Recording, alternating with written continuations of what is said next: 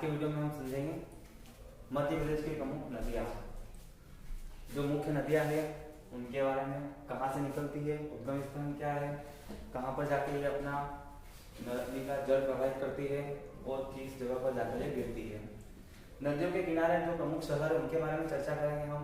इनके ऊपर निर्मित बड़े बड़े जो जलप्रपात हैं उनके बारे में चर्चा करेंगे। ठीक है, सबसे पहले हम नर्मदा नदी को देखते हैं। नर्मदा नदी मध्य प्रदेश के अनूपपुर जिले के अमरकंटक से निकलती है। ठीक है, नर्मदा नदी मध्य प्रदेश के अमरकंटक से निकलती है।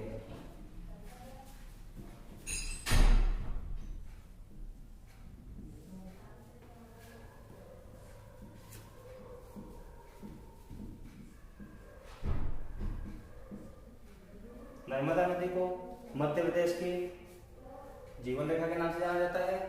यह मध्य प्रदेश की सबसे बड़ी नदी है। इस नदी की मध्य प्रदेश में टोटल लंबाई 1077 किलोमीटर है और गुजरात सहित अगर तीनों राज्यों को मिला ले तो 1312 किलोमीटर इसकी टोटल लंबाई है।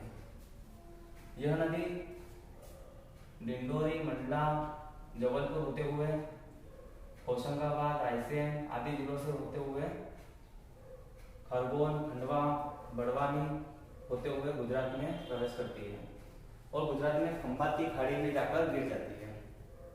गुजरात में इस नदी के तट पर भरूच शहर बसा हुआ है।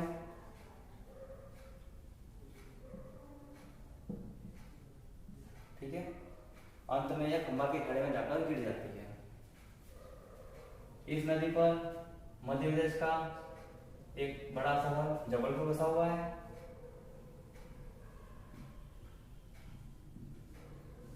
जबलपुर में इस नदी पर बरगी बांध है। ठीक है, बरगी बांध भी जबलपुर में ही है। अगर क्वेश्चन आ जाए बरगी बांध किस नदी पर है तो यह नर्मदा नदी पर है। अगर नर्मदा नदी ऑप्शन में न रहे तो बरगी बांध लगाना है। ठीक है, बरगी नदी, यह नदी आगे जाकर प्रवाहित होती हुई होशंगाबाद आती है। होशंगाबाद में इस नदी पर होशंगाबाद के पंचमढ़ी से निकलती है तवा नदी। ठीक है, यहाँ से निकलती हुई ये जाती है तवा नदी और तवा नदी भी इसमें यहाँ पर मिलती है। ठीक है, तवा नदी मध्य प्रदेश की सबसे बड़ी सहायक नदी है तवा नदी एवं एक मुख्य नदी है। तवा नदी मध्य प्रदेश की है।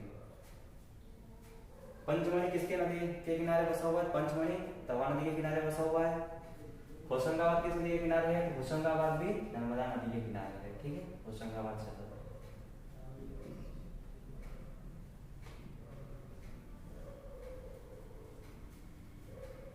नर्मदा नदी एकमात्र ऐसी नदी है एवं मध्य भारत में कुल 3 ऐसी नदियां हैं जो ब्रज घाटी का निर्माण करती है। ठीक है, नर्मदा, ताप्ती और दामोदर। दामोदर नदी झारखंड और पश्चिम बंगाल में प्रवाहित होती है। नर्मदा नदी मध्य प्रदेश की और ताप्ती नदी भी मध्य प्रदेश की है। यह ब्रज घाटी में प्रवाहित होती है। मैंने पहले वीडियो में भी ऐसा बताया था आपको। ठीक है, इसे मध्य प्रदेश की जीवन रेखा कहते हैं। आगे जाकर यह नदी होशंगाबाद से होते हुए खंडवा में आती है। ठीक है, और खंडवा जिले का ओंकारेश्वर आता है। ओंकारेश्वर भी नर्मदा नदी पर ही है। ओंकारेश्वर जो ज्योतिर्लिंग है वो भी नर्मदा नदी पर है। भारत में कुल 12 ज्योतिर्लिंग है। इनमें से 2 ज्योतिर्लिंग मध्य प्रदेश में है। एक उज्जैन का है, एक ओंकारेश्वर में है। ठीक है, उज्जैन का ज्योतिर्लिंग भारत का एकमात्र ऐसा ज्योतिर्लिंग है जो दक्षिण मुखी ज्योतिर्लिंग है। ठीक है, ओंकारेश्वर ज्योतिर्लिंग नर्मदा नदी के किनारे बसा हुआ है। यह भी ओंकारेश्वर है। ठीक है ना, ओंकारेश्वर में नर्मदा नदी का मध्य प्रदेश का सबसे बड़ा बांध है इंदिरा सागर बांध, है ना। इंदिरा सागर बांध भी कहाँ पर है? इसी पर तो है इंदिरा सागर बांध।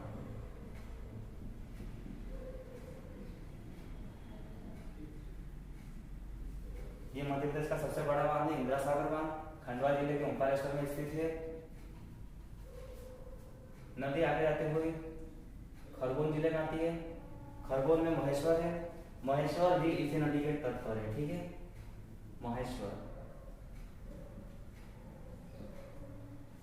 महेश्वर जो नगर है वो भी नर्मदा नदी के किनारे है। खरगोन का मंडलेश्वर जो है, मंडलेश्वर, ये भी इसके इसी नदी के किनारे है। मंडलेश्वर, महेश्वर और मंडलेश्वर खरगोन जिले में आते हैं, दोनों नर्मदा नदी के तट पर है। ठीक है।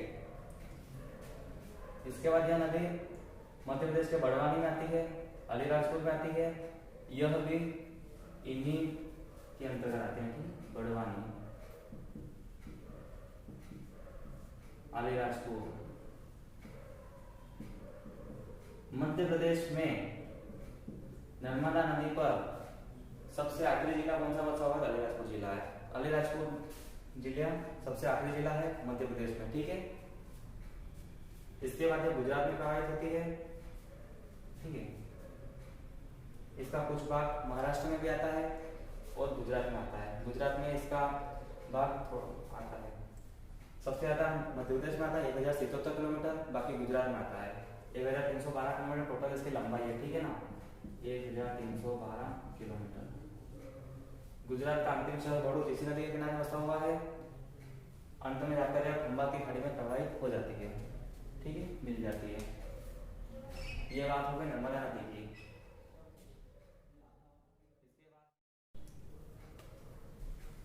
अब हम चंबल नदी को देखते हैं। चंबल नदी मध्य प्रदेश में इंदौर जिले की महू तहसील की जानापा पहाड़ी से निकलती है। ठीक है, ये इंदौर शहर महू तहसील की जानापा पहाड़ी से निकलती है ना, जानापा पहाड़ी। अगर हमको क्वेश्चन में पूछ ला वांगचू पॉइंट कहां पर है, तो वांगचू पॉइंट भी इसी को बोलते हैं, वांगचू पॉइंट। मध्य प्रदेश में वांगचू पॉइंट जानापा की पहाड़ी पर है। वांगचू पॉइंट से निकलती है, जानापा की पहाड़ी से चंबल नदी निकलती है।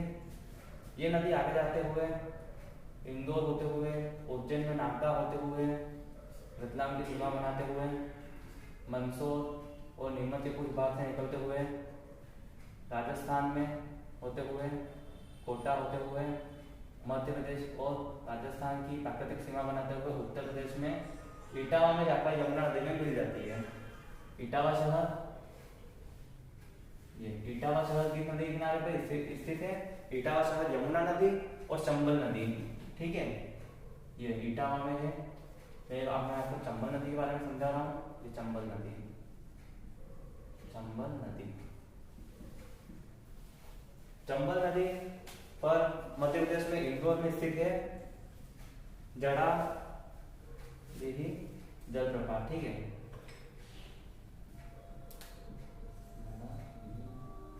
जलप्रपात।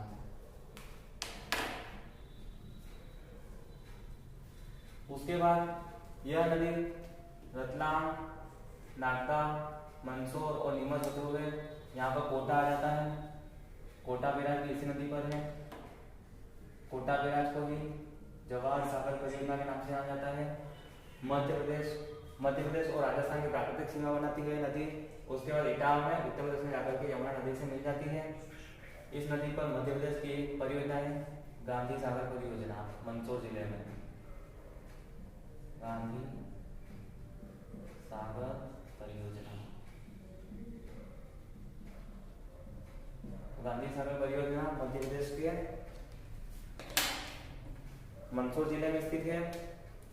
उसके बाद इस नदी पर आगे जाकर के चित्तौड़गढ़ में है राणा प्रताप सागर परियोजना, राणा प्रताप सागर परियोजना। ठीक है, उसके आगे जाते हुए कोटा बैराज आ जाता है। मतलब कुल मिलाकर के इस नदी पर 3 परियोजनाएं थे जो बड़ी बड़ी परियोजनाएं हैं।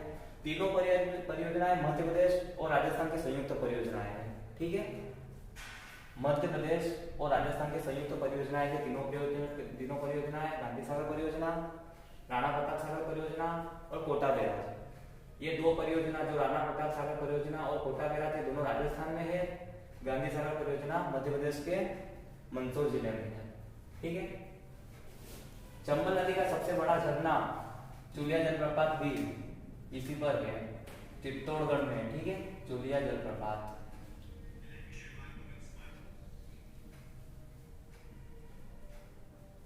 18 मीटर से ऊंचा है इसका ये झरना चंबल नदी की कुल लंबाई है 965 किलोमीटर।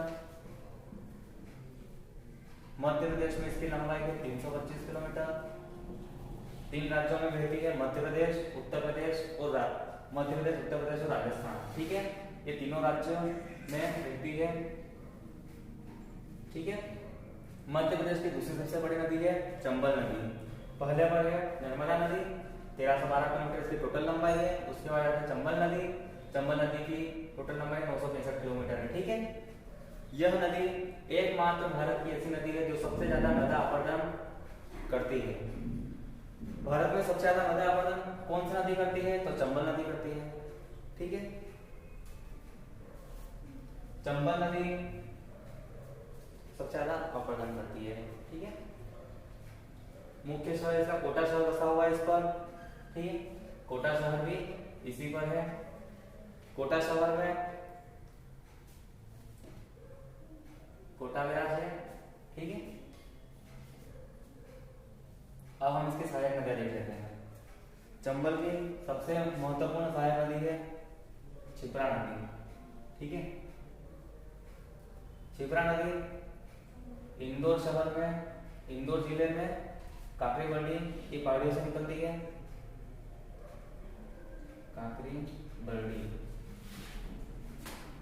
काकरी बरडी जो है इंदौर और देवास की जो सीमा है वहां पर आती है। इसलिए अगर परेशान पूछ ले कि क्षिप्रा नदी कौन से जिले से निकलती है, तो इसमें या तो देवास देगा या इंदौर देगा। ठीक है, देवास देगा तो इंदौर नहीं देगा, इंदौर देगा तो देवास नहीं देगा, क्योंकि दोनों जिलों में आती है। ठीक है, इंदौर से निकलती है, ठीक है, इंदौर से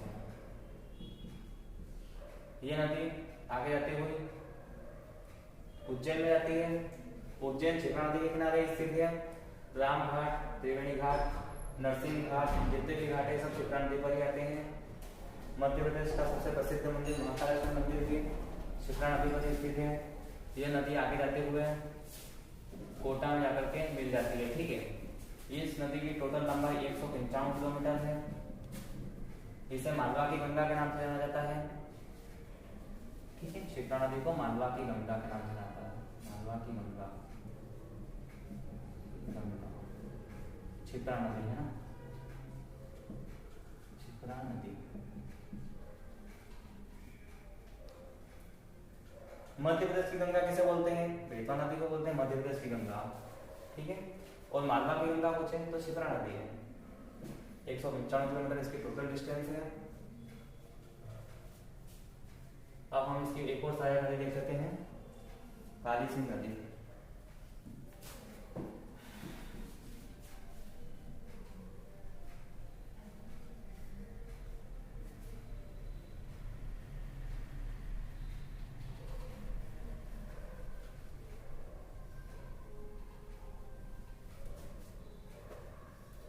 काली सिंध नदी देख लेते हैं।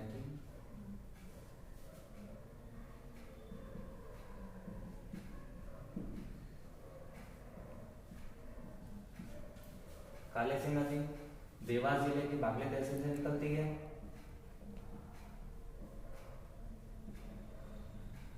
ठीक है, देवास जिले की बागली तहसील से निकलती है काली सिंध नदी। यह नदी आगे जाते हुए इस प्रकार से राजस्थान होते हुए चंबल नदी में मिल जाती है। महत्वपूर्ण सहायक नदी है। ठीक है, काली सिंध नदी देवास, सोनकच्छ, आष्टा आदि जितने भी महत्वपूर्ण शहर है ये सब की सब काली सिंध नदी पर ही बसे हुए हैं। ठीक है, 2 नदियां हमने कवर कर ली है चंबल नदी में, एक है क्षिप्रा, एक है काली सिंध। एक इसकी और नदी देख लेते हैं, पार्वती नदी। पार्वती नदी चंबल नदी की महत्वपूर्ण सहायक नदी है। पार्वती नदी सीहोर जिले से निकलती है। ठीक है, सीहोर भोपाल के पास स्थित है। यहाँ से निकलती है नदी, आगे जाते हुए राजगढ़ होते हुए यह नदी चंबल नदी में जाकर के मिल जाती है। ठीक है, ये चंबल नदी यहाँ से होकर बाहर निकल गई है। पार्वती नदी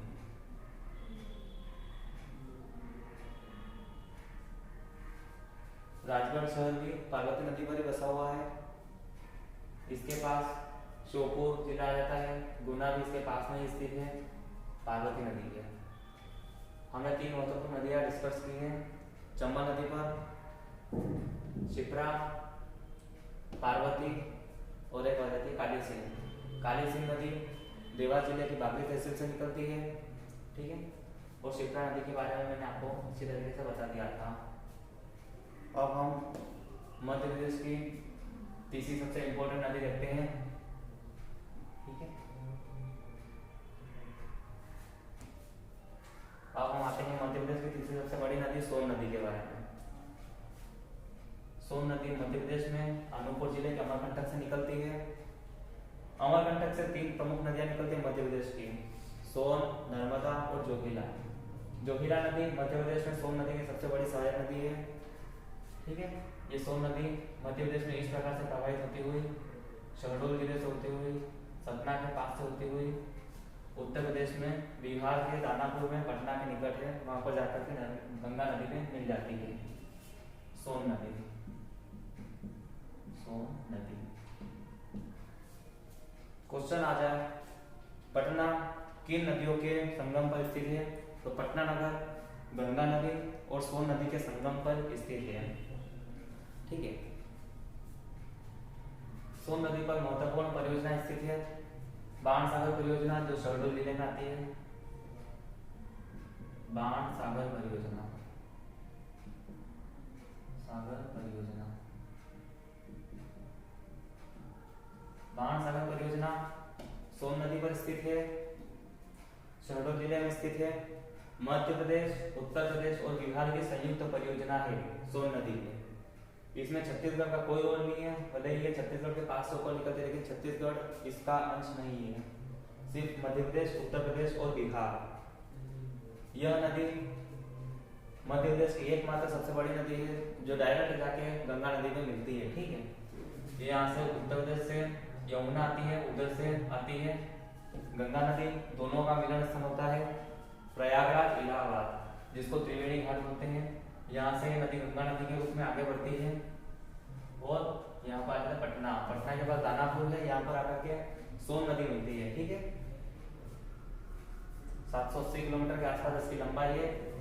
मध्य प्रदेश की तीसरी सबसे बड़ी नदी है सोन नदी, ठीक है। इसकी बहुत सारी सहायक नदियां हैं। इसकी महत्वपूर्ण सहायक नदी है जोगीला नदी, जो अमरकंटक से निकलती है और आगे जाकर के इस प्रकार से इसमें मिल जाती है, ठीक है। जोगीला नदी,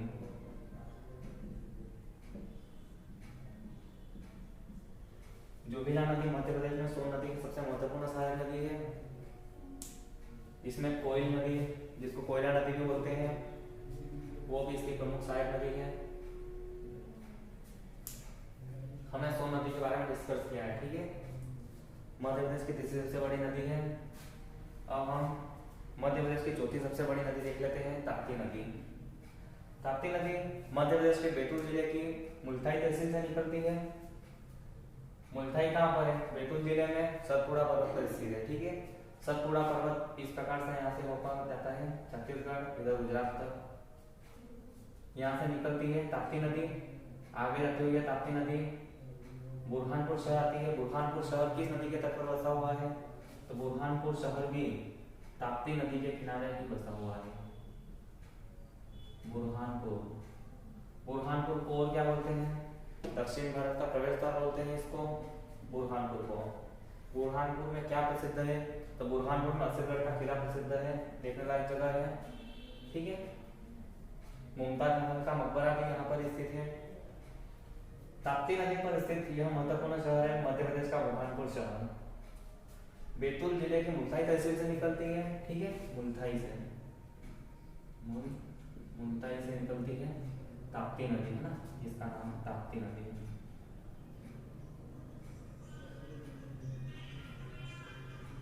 ताप्ती नदी आगे जाती हुई यह नदी महाराष्ट्र राज्य में प्रवेश करती है। महाराष्ट्र होते हुए यह नदी गुजरात में जाते हुए सूरत आती है और सूरत के पास खंबाती खाड़ी में जाकर के गिर जाती है, ठीक है। नदी सूरत शहर भी इसी के किनारे स्थित है। सूरत गुजरात का बहुत महत्वपूर्ण शहर है सूरत शहर, यह भी इसी नदी के किनारे पर स्थित है। अंत में जाकर खंबा की खाड़ी में जाकर मिल जाती है। मध्य प्रदेश की दो ऐसी नदियां हैं जो पूर्व से पश्चिम की ओर प्रवाहित होती है। पहली है नर्मदा, दूसरी है ताप्ती। नर्मदा की जुड़वा बहन कहते हैं ताप्ती नदी को, ठीक है। दोनों समानांतर बहती है, पैरेलल रहती है बिल्कुल। यह भारत की ऐसी नदियां है जो एस्चुअरी का निर्माण करती है। नर्मदा और ताप्ती दोनों ही एस्चुअरी का निर्माण करती है समुद्र में, ठीक है। ताप्ती नदी पर बुरहानपुर शहर बसा हुआ है मध्य प्रदेश का, और सूरत शहर गुजरात में बसा हुआ है। ताप्ती नदी पर गुजरात में दो बड़ी परियोजनाएं हैं। एक है उकाई परियोजना, उकाई परियोजना, और एक है काकरापाड़ा परियोजना, काकरापाड़ा, ठीक है। ये दो महत्वपूर्ण परियोजनाएं हैं गुजरात में, सूरत नदी पर है। मध्य प्रदेश की चौथी सबसे लंबी नदी है ताप्ती नदी, ठीक है। इसको सूर्य पृथ्वी के नाम से भी जाना जाता है ताप्ती नदी को। अगली नदी हम देख लेते हैं माही नदी। माही नदी मध्य प्रदेश में धार जिले की सरदारपुर तहसील से निकलती है। ये धार जिला सरदारपुर से निकलती है, ठीक है। सरदारपुर से निकलते हुए यह नदी आगे जाकर कुक्षी होते हुए रतलाम के पास से बांसवाड़ा में जाती है। इस प्रकार से जाते हुए वापिस से नीचे दक्षिण में आते हुए खंबा की खाड़ी में गिर जाती है गुजरात में, ठीक है। माही नदी, माही नदी विश्व की एकमात्र ऐसी नदी है जो कर्क रेखा को दो बार काटती है। ये कर्क रेखा इस प्रकार से निकलती है मध्य प्रदेश में। यह कर्क रेखा को एक रतलाम के पास में काटती है तो एक गुजरात में राजस्थान के पास काटती है, ठीक है। माही नदी पर सबसे बड़ी परियोजना है राजस्थान में माही बजाज सागर परियोजना, ठीक है।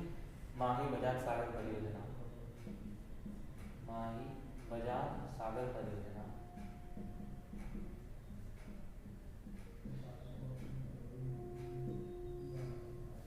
महत्वपूर्ण परियोजना है माही नदी की एकमात्र ऐसी परियोजना है माही बजाज सागर परियोजना।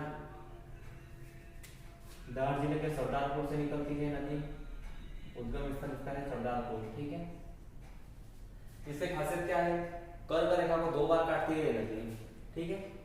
कर्क रेखा को दो बार काटने वाली एकमात्र ऐसी नदी माही नदी है विश्व की, ठीक है।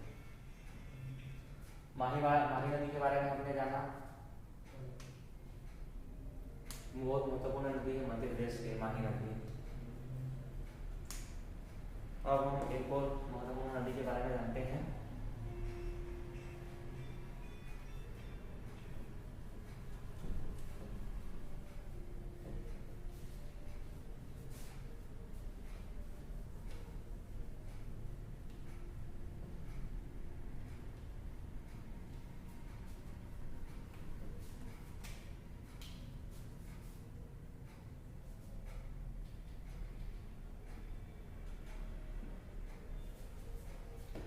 अब हम बेतवा नदी के बारे में जानेंगे।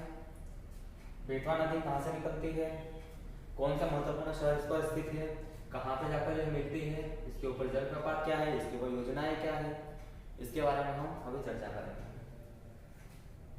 बेतवा नदी मध्य प्रदेश के रायसेन जिले के कुमरा गांव से निकलती है, ठीक है, कुमरा गांव। यह मध्य प्रदेश की बहुत महत्वपूर्ण नदी है। अगर नर्मदा के बाद कोई नदी आती है एग्जाम में पूछने के लिए, सबसे ज्यादा बेतवा नदी के बारे में ही पूछा जाता है।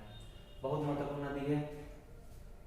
रायसेन जिले के कुमरा गांव से निकलती है, आगे यह विदिशा जिले के गंजबासौदा में जाती है। गंजबासौदा किस लिए प्रसिद्ध है, मध्य प्रदेश का सबसे गर्म स्थान है गंजबासौदा, विदिशा जिले की तहसील है, ठीक है।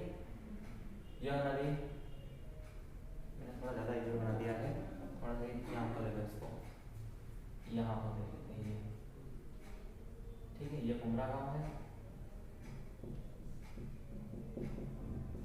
बेतवा नदी निकलती है इस प्रकार से सीधे से जाते हुए, ये ललितपुर जिला आ जाता है उत्तर प्रदेश का, ऊपर झांसी आ जाता है, आगे जाते हुए यह नदी इसी प्रकार से यहाँ से आती है यमुना नदी, ये इस प्रकार से यमुना नदी में आकर के ये मिल जाती है, डायरेक्टली यमुना नदी में मिलती है नदी मध्य प्रदेश की बेतवा नदी, ठीक है, बेतवा नदी। इसकी टोटल लंबाई है 480 किलोमीटर। मध्य प्रदेश में अगर इस नदी की लंबाई देखें तो ये है 380 किलोमीटर। 380 किलोमीटर मध्य प्रदेश में बेतवा नदी की है, 480 किलोमीटर उत्तर प्रदेश और मध्य प्रदेश को मिलाकर के 480 किलोमीटर की टोटल लंबाई है। यह नदी उत्तर प्रदेश के हमीरपुर जिले में यमुना नदी में जाकर मिल जाती है। हमीरपुर शहर इसी नदी के तट पर बसा हुआ है। यमुना और बेतवा, ये हमीरपुर शहर है, हमीरपुर, ठीक है, हमीरपुर में जाकर मिलती है। इस नदी पर महत्वपूर्ण परियोजना है माता टीला परियोजना। माता टीला बांध उत्तर प्रदेश मध्य प्रदेश के बॉर्डर पर स्थित है। माता टीला बांध एक बांध इसका आता है मध्य प्रदेश में, राजघाट बांध, ठीक है, राजघाट बांध। ये बात ध्यान में रखना, माता टीला बांध को ही स्थानीय भाषा में यहाँ पर रानी लक्ष्मीबाई परियोजना के नाम से जाना जाता है, ठीक है। रानी लक्ष्मीबाई परियोजना माता टीला बांध का हिस्सा है, इसी को भी बोला जाता है रानी लक्ष्मीबाई परियोजना। ये दोनों अलग अलग डैम है, राजघाट बांध, माता टीला बांध है। ये दोनों पास में ही डैम 10-10 किलोमीटर की दूरी पर है। पहला राजघाट बांध आता है मध्य प्रदेश में, उसके बाद उत्तर प्रदेश में आता है माता टीला बांध, ठीक है। ये दोनों परियोजना मध्य प्रदेश और उत्तर प्रदेश की संयुक्त परियोजनाएं हैं, ठीक है, संयुक्त परियोजना है।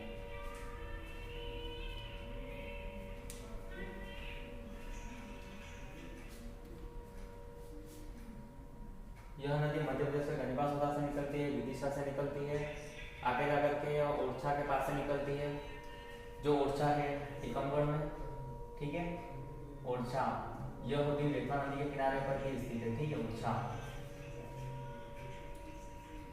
ओरछा शहर बेतवा नदी के किनारे है। ओरछा किस लिए प्रसिद्ध है?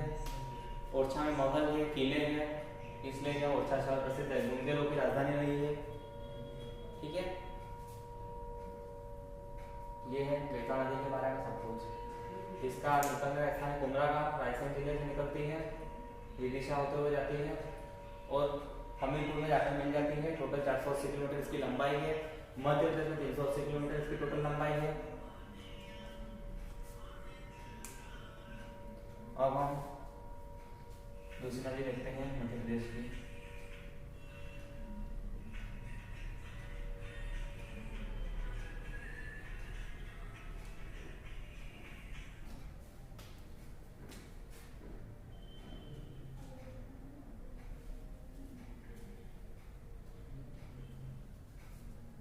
केन नदी देख लेते हैं, ठीक है।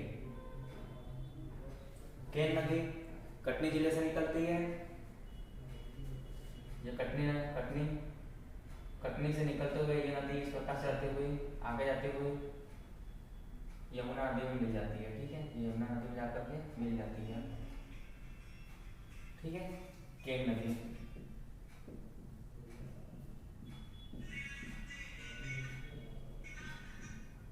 कटनी में बांडेर श्रेणी से निकलती है, ठीक है, बांडेर पर्वत श्रृंखला से। बांडेर श्रेणी किसका हिस्सा है? बांडेर श्रेणी विंध्याचल पर्वत का ही हिस्सा है, मध्य का हिस्सा आता है बांडेर श्रेणी। उसके बाद आती है कैमूर श्रेणी, ठीक है। तो कटनी में बांडेर श्रेणी से निकलती है केन नदी, अंत में जाकर के इटावा में जाकर के मिल जाती है। महत्वपूर्ण सहायक नदी है यमुना नदी की कटनी है, ठीक है। कटनी किस लिए फेमस है? तो कटनी सीमेंट सिटी के नाम से जाना जाती है, चुना पत्थर का नाम से जाना जाता है, ठीक है। कटनी सबसे ज्यादा सीमेंट की मिलें स्थित है मध्य प्रदेश में, कटनी जिले में। इसके बाद हम एक और नदी देख लेते हैं इसकी, टोन्स नदी।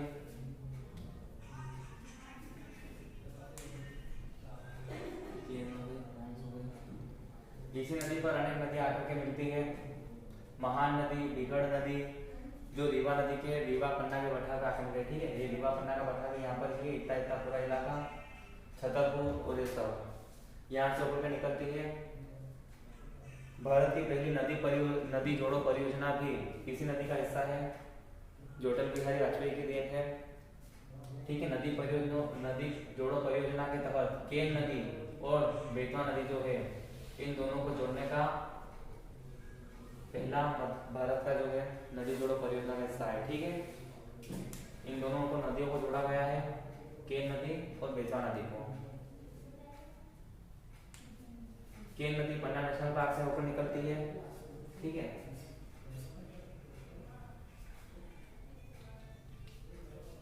अधिकांश नदियां हमने डिस्कस की है मध्य प्रदेश की। सिंध नदी को देख लेते हैं। सिंध नदी मध्य प्रदेश में,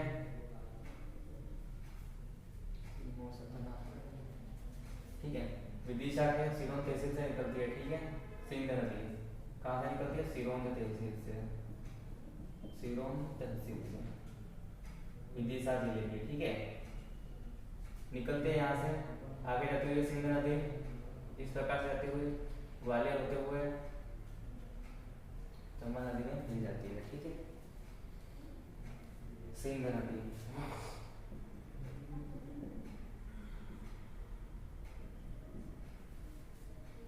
ग्वालियर शहर, भिंड शहर आदि शहर इसी नदी के किनारे बसे हुए हैं। यह नदी अक्सर मध्य प्रदेश में बाढ़ के कारण जानी जाती है, बरसात के क्षेत्र में। ठीक है, बरसात में यह नदी बहुत ज्यादा बाढ़ आती है इस नदी पर, इसलिए जानी जाती है, बहुत ज्यादा चर्चा होती है सिंध नदी। ठीक है,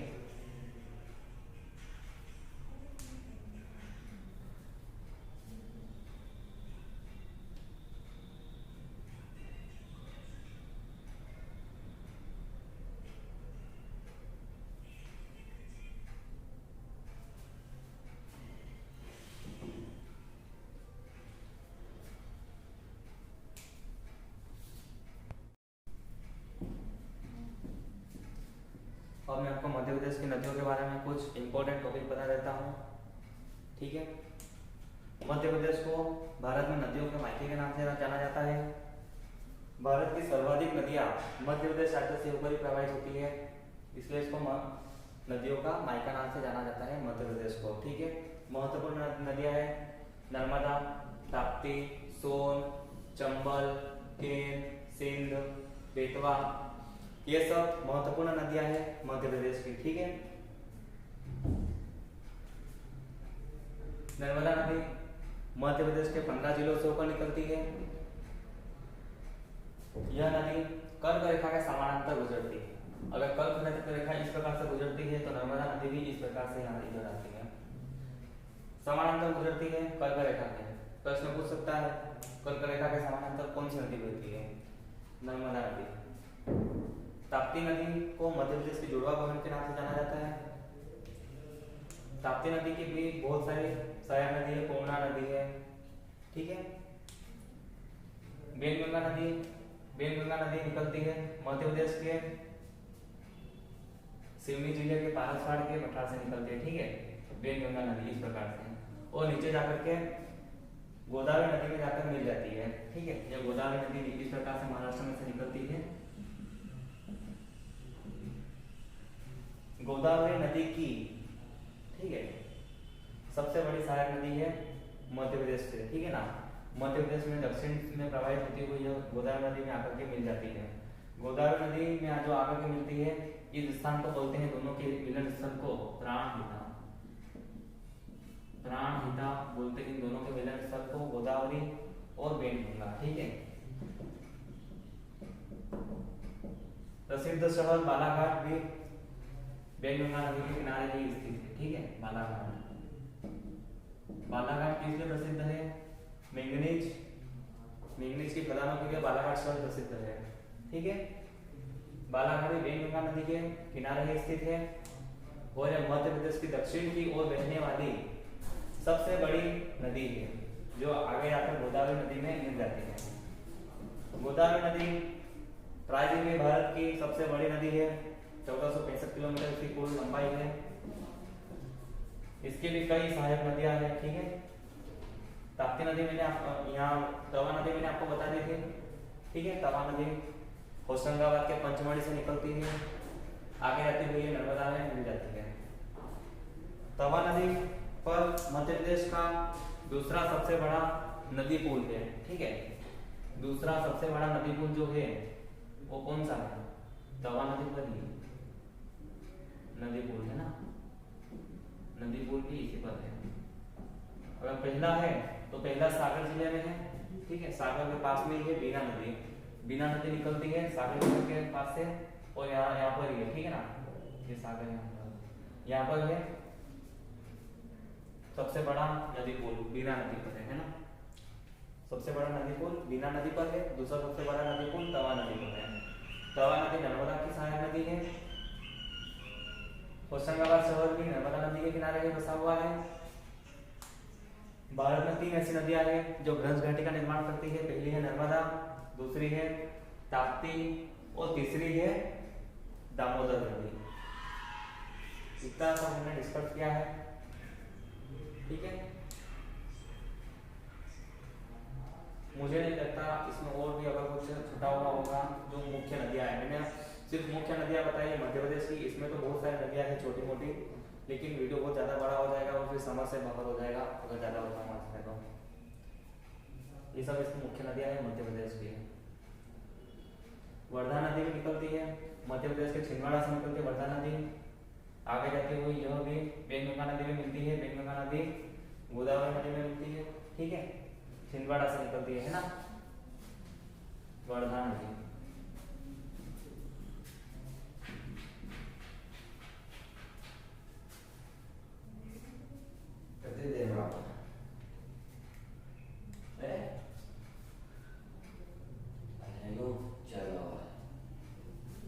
चंबल नदी मध्य प्रदेश और राजस्थान के बीच में प्राकृतिक सीमा बनाती है। सोन नदी में एक और मैं आपको बता दूं, सोन नदी जो है ये अमरकंटक से निकलती है, यहाँ से इस प्रकार से बहती हुई जाती है। यह किस लिए प्रसिद्ध है? यहाँ पर दुर्लभ प्रजाति के कछुए पाए जाते हैं, ठीक है। इनके संरक्षण के लिए सोन नदी में दुर्लभ प्रजाति के कछुए पाए जाते हैं, उनके संरक्षण के लिए प्रसिद्ध है। दूसरा है घड़ियालों के लिए। घड़ियाल संरक्षण केंद्र भी यहाँ पर ही है। घड़ियालों का संरक्षण होता है सोन नदी में, ठीक है। इंपॉर्टेंट टॉपिक ही बता रहा हूं मैं आपको इसमें। घड़ियाल संरक्षण केंद्र,